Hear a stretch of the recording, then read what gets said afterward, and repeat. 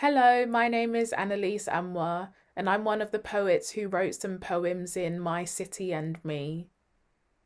So, when I was writing A Street of Smiles, I thought, who do we pass every day in our neighbourhood? And also, I wanted to focus on the power of being kind and giving someone a smile, because a smile from just one person can sometimes be everything that you need to make your day. And so I thought, how do I bring a sense of community and kindness into a poem? And so when I was writing A Street of Smiles, I thought, okay, in my community where I live, what do I pass every day? You can have a bakery, you might have a post office, you might have a barber shop, you might have a fish and chip shop. You just never know what's on your road. And sometimes you pass these shops or you pass people on your road and they offer you a smile and you wave or you smile back. And it's just that act of kindness that I wanted to get across, but also things in our community that we might walk past every day but might not notice it's there as such. So I thought, why don't we merge them together and have both the people, the community, and kindness all in one? And so it takes you on that journey as if you're walking down a road in your neighborhood and who you might come across, who you might see. And more often than not, they might be the person that gives you a smile. And so I wanted to bring the power of kindness across in the poem as well. We Are a Garden focuses on each and every one of us, but likens us to flowers. And so there's so many different flowers and plants that you might come across. There's roses, there's lilies, there's tulips, there's hydrangeas, so many wonderful different flowers. And I thought, even us, just as people, there can be people from so many different backgrounds, so many different countries, so many different walks of life, and we are all wonderful in our own way.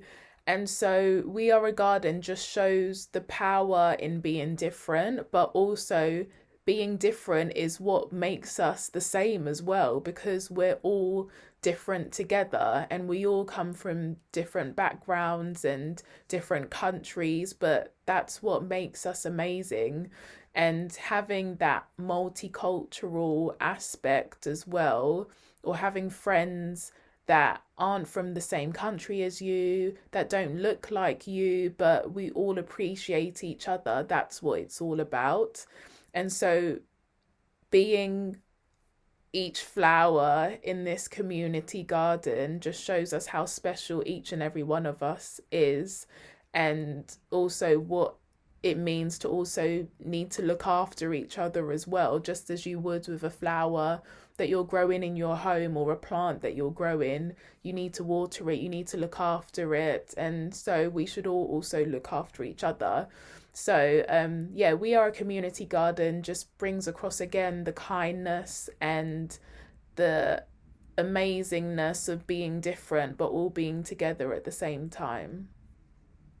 So when I was writing This Strange City, I thought, how can I in a poem tell someone about the amazing sights that you can see in London without them being able to actually see it? So sometimes the power of poetry is mystery and being so descriptive about what you're telling people that it's almost like they can see it in their head.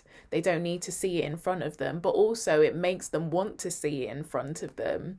And so just in London alone, there's so many amazing buildings and amazing sights to see. I thought, if somebody was to pick this up and read it, I want them to be able to see it in their minds and see the different colours and the different sizes and the different shapes and the different motions, like the bus and the London Eye spinning.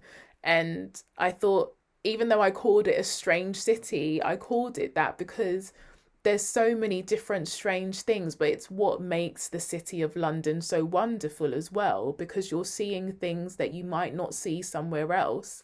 And so I took the reader along a journey through different sites that you can see, like the Tower of London or Big Ben being this big tower bell that rings every hour.